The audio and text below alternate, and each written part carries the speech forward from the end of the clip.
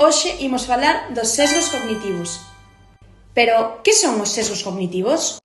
Pois os sesgos cognitivos son como trampas mentales que nos fan pensar ou decidir de forma pouco lóxica. Isto traducido a economía significa que moitas veces non actuamos coa cabeza, senón co que sentimos. Por exemplo, compramos algo porque está rebaixado ou simplemente porque todos o fan. En resumo, os sesgos cognitivos fan que as decisións que tomamos parezcan máis racionais do que en realidad son.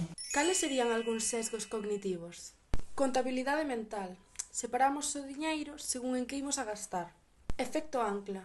A primeira información que recibimos inflúe en todo o que pensamos despois. Efecto manada. Facemos todo o que fan os demais solo por seguir o grupo. Efecto marco. Segundo como nos presenten unha opción, escollemos dunha maneira ou outra.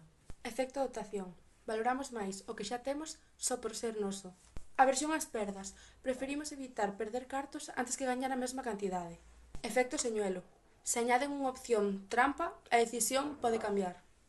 Como podemos relacionar o efecto manada ca actualidade? Como mencionamos anteriormente, consiste en facer algo simplemente porque os demais o fan. É algo moi presente no noso día a día e sobre todo na vida dos adolescentes. As redes sociais teñen un papel moi importante neste efecto, xa que nos mostran diariamente modas e ideoloxías que ao final acabamos adoptando. É dicir, o efecto manada lévanos moitas veces a facer cousas por influenza doutras persoas, da sociedade ou das redes sociais.